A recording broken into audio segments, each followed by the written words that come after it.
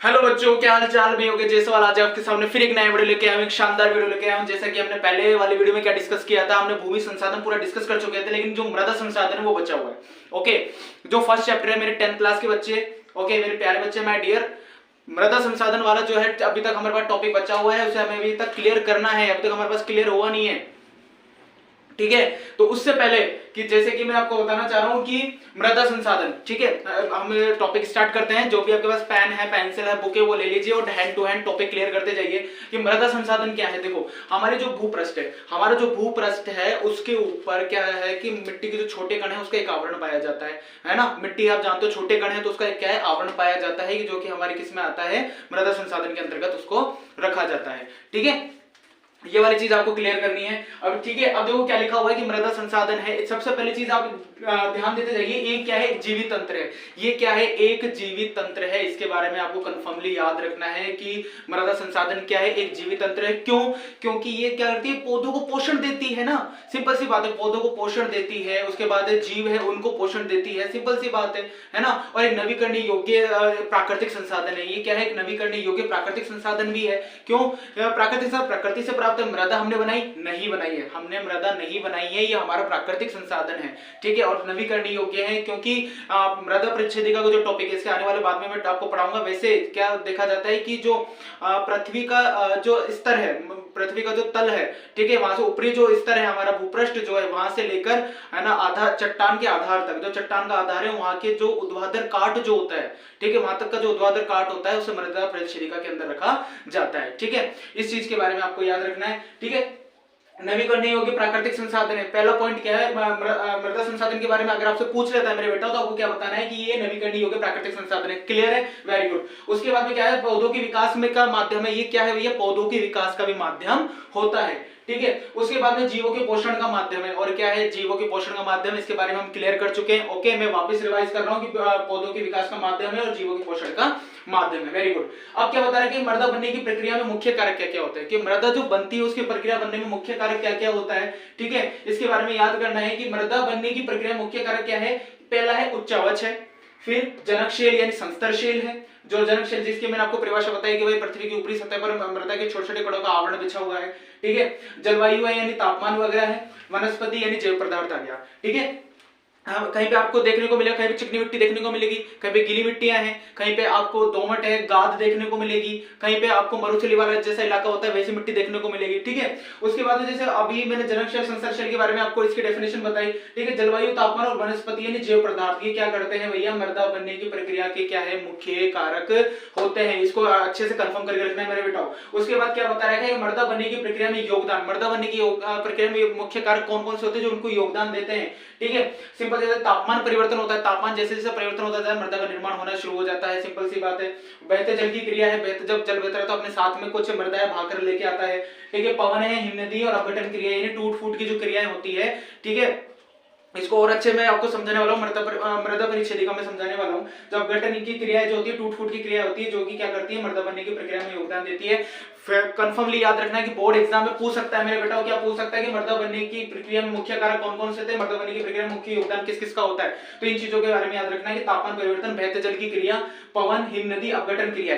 आगे बात समझ में। उसके बाद में मृदा जैव और अजैव दोनों पदार्थों से बनी होती है। ये भी आपको इंपॉर्टेंट तरीके से याद रखना है कि जो मृदा होती है वो जैव और अजैव दोनों कारकों से बनी हुई होती है, ठीक है। और एक रासायनिक और जैविक परिवर्तन भी मृदा बनने के कारण में मुख्य भूमिका निभाते हैं। आगे बात समझ में। इसके बाद है भैया मृदा का जो वर्गीकरण है, ध्यान रखना मेरे बेटाओ, मृदा का जो वर्गीकरण है वो रंग, गहराई, गठन, आयु, रासायनिक यानी भौतिक गुणों और रासायनिक और भौतिक गुणों के आधार पर उसको बांटा जाता है।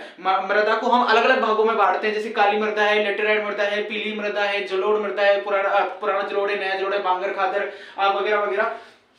जैसे तो मृदा का जो वर्गीकरण किया जाता है किस पे किया जाता है, रंग, गहराई, गठन, आयु, रासायनिक और भौतिक गुण। किस पे, रंग, गहराई, गठन, आयु, रासायनिक और भौतिक गुणों के आधार पर हम क्या करते हैं, मृदा का वर्गीकरण करते हैं। मैंने यहाँ पे लिख रखा है, मृदा का वर्गीकरण किस किस आधार पर करते हैं हम, रंग, गहराई, गठन, आयु, है ना, रासायनिक और भौतिक गुणों के आधार पर करते हैं, ठीक है। इन चीजों के बारे में आपको विशेष तौर तरीके से याद रखना है, ठीक है। तो ये मृदा का एक बेसिक आपके पास क्लियर हो गया कि मृदा संसाधन एक्चुअली मृदा संसाधन है क्या, ठीक है। तो इन चीजों के बारे में आपको क्या करना है, याद रखना है।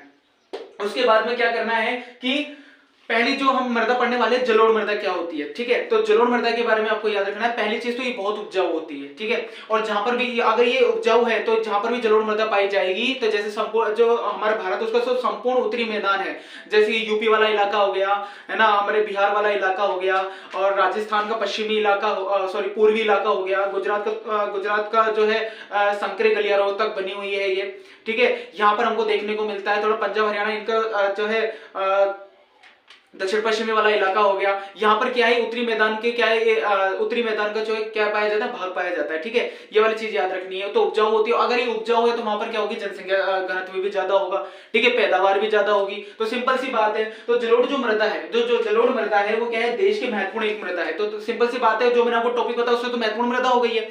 तो क्या है भैया, देश की सबसे महत्वपूर्ण मृदा है। उसके साथ में देखो एक चीज और लिखी हुई है, क्या है कि संपूर्ण भारत का उत्तरी मैदान, संपूर्ण भारत का जो उत्तरी मैदान है वो क्या है, मृदा से, ये जलोढ़ मृदा से बना हुआ है। संपूर्ण भारत का जो उत्तरी मैदान है वो किससे बना हुआ है, जलोढ़ मृदा से बना हुआ है। उसके बाद में क्या आ रहा है, इसके क्षेत्र, इसका परिचय आ गया। जलोढ़ मृदा का आपने परिचय पढ़ लिया, मैं यहाँ पे लिख देता हूँ, जिससे आप नोट कर लेंगे। क्या आ गया, परिचय आ गया ये, ठीक है। ये क्या आ गया, ये परिचय आ गया। इसके बाद में इसके क्षेत्र के बारे में बात कर लेते हैं, जलोढ़ मृदा के क्षेत्र के आखिर क्या है, ठीक है। इसके बाद में ये लिखा हुआ है कि ये मृदा 3 नदी तंत्रों से मिलकर बनी होती है। ये मृदा 3 नदी तंत्रों से मिलकर बनी होती है। एक तो है क्या है, गंगा सिंधु ब्रह्मपुत्र, गंगा सिंधु ब्रह्मपुत्र तीनों के निक्षेपों से बनी होती है। ये भी आपको याद रखना है। मैंने यहाँ पे पॉइंट नोटेड किया है कि यहाँ पर जो ये मृदा 3 नदी तंत्रों से मिलकर बनी होती है। तो ब्रह्मपुत्र हो गया, गंगा हो गया, सिंधु हो गया, गंगा हो गया, ब्रह्मपुत्र हो गया और सिंधु हो गया। और किसके, इनके निक्षेपों से बनी हुई होती है। इनके द्वारा जो लाए गए जो अवसाद होते हैं, तलछट वगैरह जो होते हैं, आके इनका डेल्टा का क्या होता जाता है, निर्माण होता जाता है, ठीक है। डेल्टा क्या होता है, सिंपल से बहुत सही है कि डेल्टा क्या होता है, कि डेल्टा ये है कि नदी द्वारा भागकर लाए गए जो अवसाद होते हैं, तलछट जो होते हैं, वो जैसी अगर नदी किसी समुद्र वगैरह इनमें प्रवेश करती है तो कॉर्नर पे क्या होती है, त्रिभुजाकार आकृति बनना शुरू हो जाती है, ठीक है। जो त्रिभुजाकार आकृति बननी शुरू होती है, जो अवसाद और तलछट है वो जमा होना शुरू हो जाता है, वो साथ में उसका डेल्टा बनता जाता है, ठीक है। इसके बाद में हो रहा है कि संकरे गलियारे के माध्यम से ये गुजरात राजस्थान तक फैली हुई है। और संकरा गलियारे के माध्यम से ना, घाटियों के माध्यम से कहां तक फैली हुई है, ये कहां तक फैली हुई है, ये राजस्थान और गुजरात तक फैली हुई है। अब घाटी क्या है, 2 पहाड़ों के मध्य से जो एक संकरा गलियारा निकल के जाता है वो घाटी के रूप में गिना जाता है, ठीक है। ये वाली चीज आपको याद रखनी है, ठीक है। दक्षिण भारत में कृष्णा, याद रखना है कि दक्षिण भारत में कृष्णा है, गोदावरी, महानदी, कावेरी के डेल्टा का क्या होता है, डेल्टा से इसका निर्माण होता है। याद रखना है कि दक्षिण भारत में कृष्णा, गोदावरी, महानदी, कावेरी के जो डेल्टे हैं उससे किसका निर्माण होता है, जलोढ़ मृदा का निर्माण होता है, ठीक है। दक्षिण भारत की नदियां ही भैया, सबको याद रखनी है भैया, ठीक है। अब क्या है कि जलोढ़ मृदा में रेत, ये याद रखना है आपको, जो जलोढ़ मृदा है उसके अंदर क्या है भैया, रेत, सिल्ट और मृतिका का अनुपात पाया जाता है। सिल्ट यानी गाद, सिल्ट यानी क्या होती है, गाद होती है, ठीक है मेरे बेटा, है ना। जलोढ़ मृदा में रेत का रेत का, सिल्ट का और मृतिका का अनुपात पाया जाता है। मृतिका जो मिट्टी के बहुत छोटे कण होते हैं, मृतिका का क्या पाया जाता है, अनुपात पाया जाता है, किसके अंदर, जलोढ़ मृदा के अंदर। उसके साथ ही पर्वतों की तलहटी पर बने मैदानों जैसे, अभी भैया तलहटी क्या है सर, तलहटी क्या है, तो यहाँ पे मैंने मेंशन किया है कि मैदानों व पहाड़ी क्षेत्र का इलाका जो होता है, मैदानों और पहाड़ी क्षेत्र का जो इलाका होता है वो तलहटी के अंदर आता है। जो यहाँ पे क्या लिखा हुआ है, पर्वतों की तलहटी पर। आपको ध्यान हो, मैंने फर्स्ट वाली वीडियो में बताया था आपको, जो मेरे पहला वीडियो मैंने अपलोड किया था, मैंने उसके अंदर बताया था पर्वत, पठार, मैदान और है ना ये जो चीजें हैं इनमें क्या अंतर होता है, ठीक है। तो ये वो वाला वीडियो आप जाके देखना, उसमें आपको पता चल जाएगा पर्वत, पठारों और मैदानों में क्या अंतर होता है, ठीक है। तो ये वाली जो चीजें हैं कि तलहटी है, जो क्या है कि मैदानी व पहाड़ी क्षेत्र का इलाका जो आधार होता है, जैसे कोई पर्वत है, जैसे कि पर्वत है, इसका जो आधार है यहाँ पर जो तलहटी है, ठीक है, पर बने मैदानों, जो वहां पर जो मैदान बने हुए हैं, वहां पर जो मैदान बने हुए हैं जैसे द्वार, ठीक है, मैदानों की जो जैसे द्वार हैं उनको चो क्षेत्र के अंदर रखा जाता है। किसके अंदर, चो क्षेत्र के अंदर रखा जाता है। अगर आपसे पूछ लेता है चो क्षेत्र क्या होता है तो आप ये लिख सकते हो। और तराई पर आमतौर पर पाई जाती है। और तराई वाला इलाका क्या हो गया, मैं आपको बता देता हूं, ये जैसे कि ये क्या हो गया, ये मेरे भारत वाला इलाका हो गया, है ना। अब इसके अंदर यहाँ पर क्या है, यहाँ पर ये हो गया, ये हिमालय वाला इलाका हो गया यहाँ पर। और हिमालय वाला इलाका होने के बाद में क्या हो गया, यहाँ पे नेपाल, भूटान, ये वाला इलाका आ गया। तो इसका जो हिमालय का जो अधर है, मतलब ये जो हिमालय का अधर है, ये हिमालय का अधर में किसके अंतर्गत आता है, तराई क्षेत्र के अंतर्गत आता है। किसके अंतर्गत आता है, तराई क्षेत्र के अंतर्गत आता है, जो भारत का जो उत्तरी हिस्सा है ना, और हिमालय का जो दक्षिणी हिस्सा है, ठीक है। ये वाली चीज आपको याद रखनी है। उसके बाद में क्या लिखा हुआ है कि आयु के आधार पर जो जलोढ़ मृदा है उसको आयु के आधार पर पुराना जलोढ़ था नया जलोढ़ में बांटा गया है। आयु के आधार पर हमने पढ़ा है, यहाँ पर कहां लिखा हुआ है, ये लिखा हुआ दिखाई दे गया, ये लिखा हुआ है यहाँ पर, क्या लिखा हुआ है, आयु के आधार पर। तो यहाँ पर क्या लिखा हुआ है कि आयु के आधार पर जो हमारे जो जलोढ़ मृदा है उसको दो भागों के अंदर बांटा गया है, पुराना जलोढ़ और नया जलोढ़। पुराना जलोढ़ यानी बांगर जिसमें कंकर ज्यादा देखने को मिलेंगे, आगे बात समझ में, यानी बांगर जिसमें कंकर ज्यादा देखने को मिलते हैं, और नया जलोढ़ यानी खादर। पुराना जलोढ़ यानी बांगर, नया जलोढ़ यानी खादर। पुराना जलोढ़ यानी बांगर, नया जलोढ़ यानी खादर। आपसे ये भी पूछ सकता है पुराने जलोढ़ नए जलोढ़ में अंतर बताओ, ये भी पूछ सकता है बांगर और खादर में अंतर बताओ। आगे बात समझो, इन चीजों के बारे में याद रखना है। उसके बाद में मृदा के महीन कण किस में ज्यादा देखने को मिलेंगे, आपको नए जलोढ़ यानी खादर में ज्यादा देखने को मिलते हैं। पॉइंट नोटेट करते जा रहे हो ना, हाँ ठीक है। ये क्या होती है, हम इसके बारे में डिस्कस कर चुके हैं। ये क्या होती है भैया, ये बहुत उपजाऊ होती है। और यहाँ पर क्या आपको तीन तत्व, अगर आपसे पूछ लेता है कि आपकी जो जलोढ़ मृदा है तीन मुख्य तत्व कौन कौन से पाए जाएंगे, चूना, पोटाश, फास्फोरस पाए जाते हैं। चूना है, पोटाश और फास्फोरस पाए जाते हैं। अब ये क्या हो गया, ये तो इसके क्षेत्र के बारे में हमने बात कर लिया। अब इसका जो योगदान है फसलों में, इसका क्या योगदान रहता है कि एक तो है ना, कहां पर, जहां पे मृदा होगी वहां पर गहन कृषि सबसे ज्यादा की जाएगी, जहां वहां पे मतलब कृषि की पैदावार बहुत ज्यादा होगी और जनसंख्या घनत्व भी ज्यादा देखने को मिलेगा। उसके साथ में क्या मैं बताना चाह रहा हूं आपको, मैं आपको ये बताना चाह रहा हूं कि गन्ना, चावल, गेहूं और दलहन फसलें उगाने के लिए जलोढ़ मृदा की हमकी उपयोगिता बहुत अच्छी सिद्ध हुई है। अगर वहां पर जहां पे जलोढ़ मृदा है तो यहाँ पर तो वहां पर इनकी जो मैंने आपको फसलों का नाम बताया, इनकी आपको खेती मुख्यतः ज्यादा देखने को मिलेगी। इसी के साथ में क्या है, एक मुख्यतः मैं आपको चीज बता देता हूँ कि सूखे क्षेत्रों की मृदा क्षारीय होती है। सूखा जो क्षेत्र होता है, सूखा जो मरुस्थलीय क्षेत्र होता है, वहां की मृदा क्या होती है, क्षारीय होती है। लेकिन अगर उनको सिंचाई कर दी जाए, अगर उनकी सिंचाई कर दी जाए तो उनका एक अच्छा उपचार किया जा सकता है, जिससे पैदावार क्या हो सकती है, बढ़ाई जा सकती है। आगे बात समझ में क्या होता है, सिंचाई करके इनका उपचार कर सकते हैं और इनमें क्या कर सकते हैं, पैदावार ज्यादा कर सकते हैं। इसी के साथ में क्या बताया कि मैंने मृदा संसाधन का परिचय, इसके मुख्यतः कारक बताए हैं और जलोढ़ मृदा के बारे में आपको मैंने समझाया कि जलोढ़ मृदा एक्चुअली में होती क्या है। ठीक है, इसी के साथ मैं साइड में हटता हूं, तो आप क्या कीजिएगा, इसके स्क्रीनशॉट ले लीजिएगा। ठीक है, इसके आने वाले टॉपिक के बाद में अपने इसके स्क्रीनशॉट लेने के बाद उसके बारे में डिस्कस करेंगे। ठीक है बेटा, ले लिया आपने स्क्रीनशॉट। ओके, अब इसके आने वाला जो पार्ट है, ठीक है, जैसे कि आने वाला पार्ट कौन सा है, काली मृदा। ठीक है, काली मृदा के बारे में पढ़ने वाले कि काली मृदा क्या होती है, इसके क्षेत्र के बारे में, इसके आकार के वगैरह, इनकी सब चीजों के बारे में पढ़ेंगे। ठीक है, तो काली मृदा के बारे में मोस्टली तरीके से क्या पढ़ने वाला है कि काली मृदा जो है इसका रंग कैसा होगा, काला होगा। सिंपल सी बात है, काली मृदा का रंग कैसा होगा, काला होगा। इसे रेगर मृदा भी कहा जाता है, काली मृदा को रेगर मृदा भी कहा जाता है। अगर इसका उपनाम आ जाए तो आप बता सकते हो। ठीक है, इसका रंग कैसा होता है, काला होता है, और काली मृदा को रेगर मृदा भी कहा जाता है। और ये क्या होती है, कपास की खेती के लिए उपयुक्त है। मतलब जो इस कपास की खेती के लिए उपयुक्त, जैसे कि आपका महाराष्ट्र हो गया, गुजरात वाला इलाका हो गया ना, यहाँ पे काली मृदा ये विशेष रूप से पाई जाती है। ठीक है, इसलिए इसे काली कपास मृदा भी कहा जाता है। कपास की खेती के लिए उपयुक्त होती है, इसलिए इसे काली कपास मृदा भी कहा जाता है। जलवायु प्लस जनकशील, काली मृदा के निर्माण के अंदर जलवायु प्लस जनकशील दो महत्वपूर्ण कारक क्या होते हैं, मुख्यतः इसकी मुख्य भूमिका निभाते हैं। ठीक है, जलवायु प्लस जनकशील क्या करते हैं, काली मृदा के निर्माण में सहायक होते हैं, तथा लावा जनकशील भी काली मृदा के निर्माण में सहायक होती है। ये आपको याद रखना है, जो लावा होता है, लावा की जो जनकशील होती है, ऊपरी जो जनकशील होती है लावा की, ठीक है, उसमें भी क्या होता है, काली मृदा के निर्माण में सहायक होती है।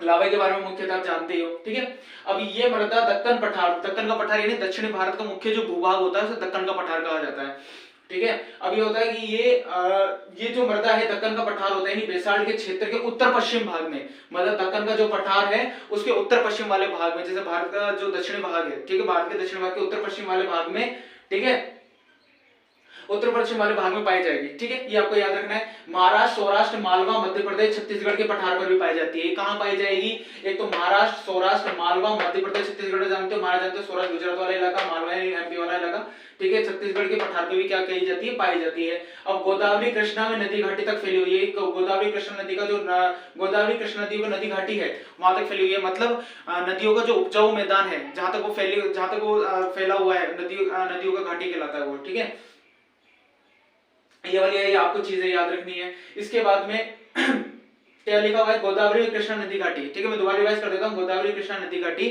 मतलब नदी घाटी क्या होता है, भूगोल के अनुसार अगर अपन देखें, भूगोल के अनुसार अगर इसको स्टडी करेंगे तो हमें पाएंगे कि जो नदियां हैं उनका जहां तक उपजाऊ मैदान फैला हुआ होता है वो नदी घाटी के अंदर रखा जाता है। ठीक है, इसकी विशेषता क्या होती है आपको याद रखना, फटाफट क्लियर करते जाएंगे। इसके कण क्या होते हैं, महीन होते हैं। इसके कण महीन होते हैं, प्लस किससे बनी होती है, मृतिकाओं से बनी होती है। इसके कण महीन होते हैं प्लस मृतिकाओं से बनी होती है। इसमें नमी धारण करने की क्षमता क्या होती है, ज्यादा होती है। इसमें नमी धारण करने की क्षमता क्या होगी, ज्यादा होगी, इसके बारे में आपको याद रखना है। नमी धारण करने की क्षमता क्या होती है, ज्यादा होती है। उसके बाद में क्या याद रखना है आपको, कैल्शियम, इसमें कौन कौन से तत्व पाए जाते हैं, इसमें कैल्शियम कार्बोनेट है, मैग्नीशियम, पोटास तथा चूना तत्व। इसमें कौन कौन से तत्व हैं, कैल्शियम कार्बोनेट, मैग्नीशियम, पोटास तथा चूना तत्व। कैल्शियम कार्बोनेट, मैग्नीशियम, पोटास तथा चूना तत्व, ठीक है। फास्फोरस की मात्रा कम होती है, ठीक है। और नेक्स्ट चीज क्या बता रहा है, इसमें विशेषता क्या बता रहा है, इसमें फास्फोरस की मात्रा कम होती है तथा गीली होने पर क्या होती है, चिपचिपी हो जाती है। जैसे ये गीली हो जाएगी, जब किसी भी पानी के कैसे भी जल संयोजन के कारण हो, गीली होने पर क्या होती है, ये चिपचिपी हो जाती है। और चिपचिपी होने से क्या होता है, इसको जोतना क्या हो जाता है, और फिर इसको जोतना क्या पड़ जाता है, मुश्किल पड़ जाता है। ये आपने ज्यादातर देखा होगा, किसी ऐड वगैरह में कैसे भी देखा होगा कि जो काली मिट्टी अगर ज्यादा गीली हो जाए तो उसको क्या होता है, जोतना क्या हो जाता है, मुश्किल हो जाता है। उसके बाद में क्या बता रहा है कि गर्म व सूक्ष्म मौसम में दरारें पड़ जाती है। अभी जो काली मृदा अगर जम जाने के बाद में क्या होता है, अगर कौन सा है गर्म और शुष्क वाला मौसम हो तो उसमें क्या पड़ जाती है, आपने देखोगे हल्की हल्की दरारें पड़ जाती है, ठीक है। वो काली मृदा का ही रूप एक तरह का है ना।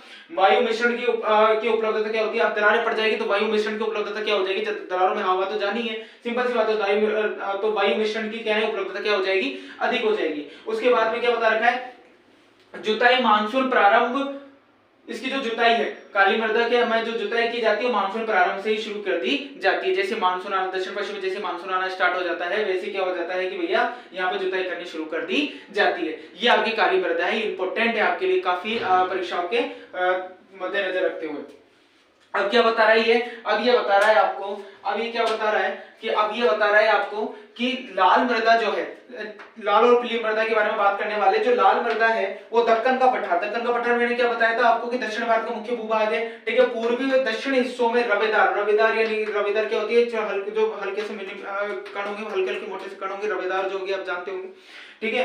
लाल मृदा दक्कन के पठार के पूर्वी दक्षिणी हिस्सों में रवेदार यानी आगन्य चट्टानों पर कम वर्षा वाले क्षेत्रों में पाई जाती है। दोबारा देखो, लाल मृदा दक्कन के पठार के पूर्वी व दक्षिणी हिस्सों में रवेदार तथा आगन्य चट्टानों पर कम वर्षा वाले क्षेत्रों में पाई जाती है। आगे बात समझ में, इस चीज को अच्छे से कंफर्म कर लेना है, याद कर लेना है, ठीक है।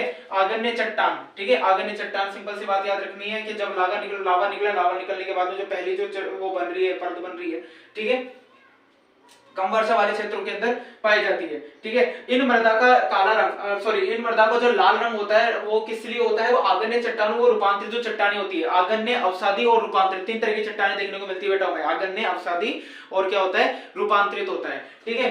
तो ये जो चट्टानें होती है, ठीक है, इसका लाल रंग जो होता है वो आग्नेय चट्टानों के, रूपांतरित चट्टानों के लोहे धातु के प्रसार के कारण, क्या हो जाता है, लोहे धातु के प्रसार के कारण होता है। इन मृदाओं का जो लाल रंग होता है वो क्या होता है, आग्नेय जो चट्टान है प्लस रूपांतरित जो चट्टान है उनकी लोहे धातु के प्रसार के कारण होता है। और अगर इनके अंदर जल मिल जाता है, अगर इनके अंदर क्या हो जाए, जल मिल जाए, तो जल मिलने से क्या होता है, इसमें जल संयोजन की क्रिया से ये मृदा पीले रंग में कन्वर्ट हो जाती है, ठीक है। अगर इनके अंदर जल मिल जाता है तो ये कौन से रंग में कन्वर्ट हो जाती है, पीले रंग में कन्वर्ट हो जाती है, ठीक है।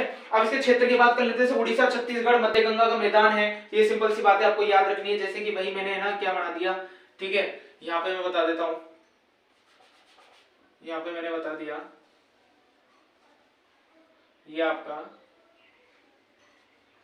ये वाला इलाका है, ठीक है। यहाँ पे ये यूपी है, ये उच्च गंगा का, ऊपरी गंगा का मैदान, मध्य गंगा का मैदान, निम्न गंगा का मैदान, ऐसे देखने को मिलता है, ठीक है। तो ये आपको चीज याद रखनी है कि ये जो ये रेखा है, मतलब यूपी से होते हुए ये बिहार झारखंड की तरफ यहाँ से होती जा रही है, ये मध्य गंगा का जो मैदान है, ये जो मध्य गंगा का मैदान है उसके दक्षिणी छोर का जो दक्षिणी छोर है, दक्षिणी छोर सिंपल से नीचे वाला इलाका, यूपी वाला नीचे वाला इलाका की पश्चिमी घाट पर, और क्या बताई जा रही है कि पश्चिमी घाट की पहाड़ी पर पाई जाती है, और पश्चिमी जो घाट है उसकी पहाड़ी पर भी पाई जाती है। ये वाली चीज आपको क्या करनी है, मोस्टली तरीके से याद रखनी है। इसके बाद बता रहा हूँ कि वो लेटेराइट मृदा के बारे में बता रहा है कि लेटेराइट मृदा क्या होती है।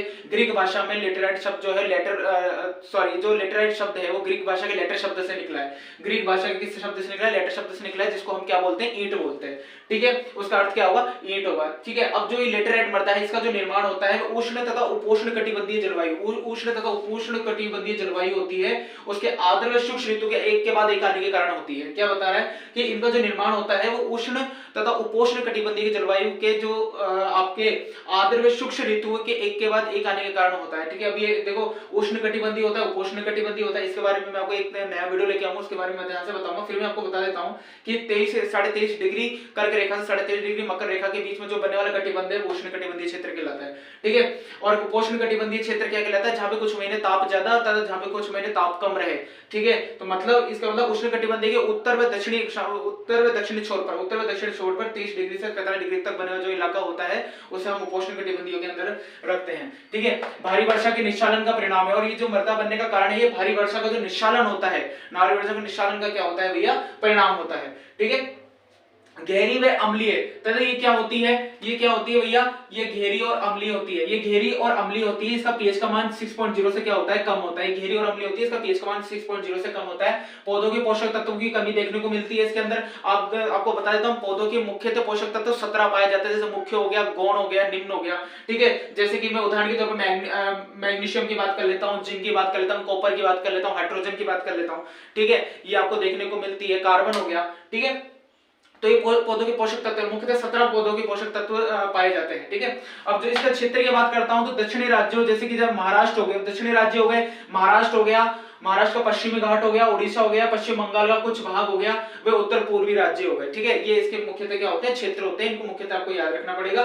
ये पर्णपाती व सदाबहार वन मिलते हैं, यहाँ पर पर्णपाती व सदाबहार वनों के अंदर ये आपको मृदा देखने को मिलेगी। पर्णपाती यानी पतझड़ का इलाका, जब क्या हो जाए, सर्दी खत्म हो, गर्मी शुरू होना स्टार्ट हो जाए, तो क्या होता है, पेड़ की जो पत्ती होती है उसमें हानि होना शुरू होने लग जाती है और नई पत्ती आने लग जाती है। ठीक है, ह्यूमस पर्याप्त रूप में पाया जाता है, इसमें ह्यूमस जो होता है, ह्यूमस जो होता है उसमें पर्याप्त रूप में पाया जाता है। अब ह्यूमस क्या है, कि कृषि के संदर्भ में, अगर मैं कृषि के संदर्भ में देखता हूं तो मिट्टी की सबसे ऊपरी परत, इसको भी हम ह्यूमस में उसको रखते हैं, तथा जिसमें जैविक पदार्थों की मात्रा ज्यादा होती है। इसके अलावा अगर हम देखना चाहें तो कंपोस्ट खाद, यानी वनों से तैयार प्राकृतिक जो कंपोस्ट खाद होती है, ठीक है, कंपोस्ट खाद होती है, उसको भी हम क्या मानते हैं, ह्यूमस मानते हैं। जैसे कि हमको इधर पत्तियां हो गई, खाने बचा कुचा खाना हो गया, फल वगैरह जब एक जगह रह जाते थे, एक जगह रहने से उसमें क्या होता है, अपघटन की क्रिया शुरू होती है, अपघटन की क्रिया शुरू होने से उसमें क्या होता है, ह्यूमस का निर्माण शुरू होना हो जाता है। ठीक है, अब कहते हैं परंतु अर्धसूक्ष्म पर्यावरण पर, तो अर्धसूक्ष्म पर्यावरण के कारण यहाँ पर क्या पाई जाती है, ह्यूमस की कमी जाती है। बहुत इंपॉर्टेंट टॉपिक में निकल के आ गया,